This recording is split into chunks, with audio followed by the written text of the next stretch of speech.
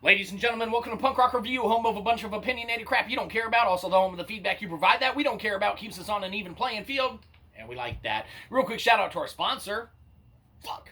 We don't have one. Feel bad and give us money. Anyhow, moving straight into it today. Today we're going to be talking about a game. That's right. We are professional gamers after all. We, of course, today are talking about our first thoughts and impressions on Starfield. That's right. So Starfield, first thoughts and impressions. What can be said about this one? Well, man, if you are a fan, man, of some kind of Bethesda type gameplay, some Bethesda type universe creating and universe building, kind of mechanics and things of that nature, man, then look no further than what Starfield has to offer and brings to the table, or in this case, your play hole. That's right.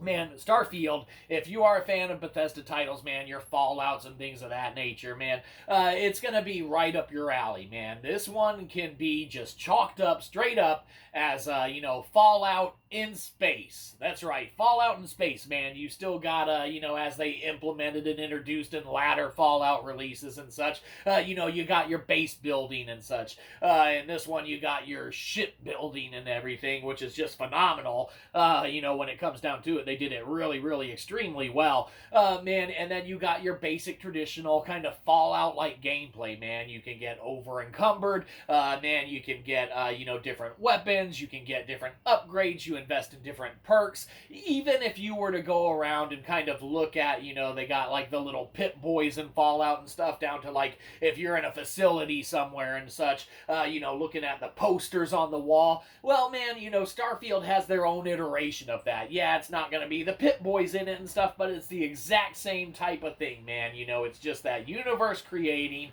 even though it kind of steals a lot from Fallout. Man, it's the same studio and whatnot, so it's kind of no wonder that, it is that way or designed that way.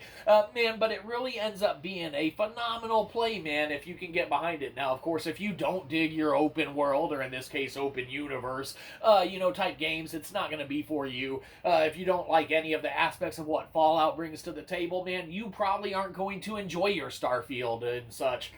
And that's, entirely fine, man. Not every game's going to be made for every type of player and such. But, if you can get on board with what, Bethesda brings to the table in their, games and such, bugs and everything included, yes, obviously, man, then look no further than what, Starfield brings to the table. In fact, if we were going to talk about the bugs and stuff, we would be honest.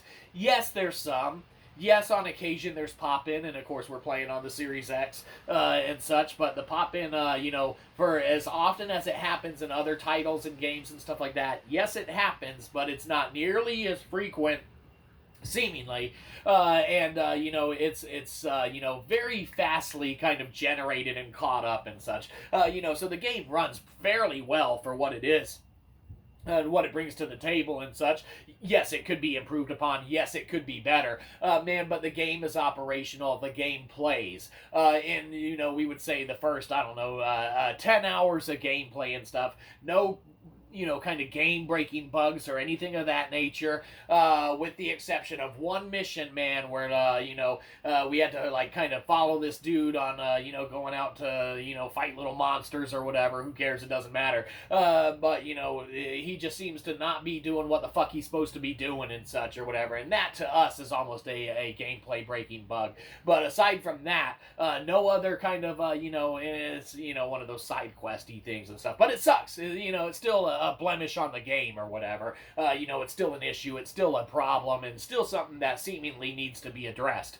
But that aside, man, there's only been one or two other bugs that we encountered and whatnot, and I mean, they're just kind of, bugs that happen due to the playstyle, such as, man, we were face to face with an enemy or whatever at one point in time, and, we shotgun blasted the dude, and half of his body is hanging in the ceiling or whatever, and you just see his legs kind of dangling out and stuff, and you don't see the rest of him no more, and shit like that, and he just kind of stays there, and it's like, well, fuck, man, I guess this dude, I blasted him, and, maybe his top half disintegrated, and then, all the stuff that was left over, like, stuck up there like a suction cup or something, but, obviously, the dude went through the fucking, level design at some point. In fact, shit, if we had thought about it, we would have gone outside, jumped jumped on top of the thing and see if his fucking head was popping through the other side. But we didn't do that or whatever because we were more involved and more interested in, kind of doing what we were doing. And that's the thing with, these Bethesda titles that they put out.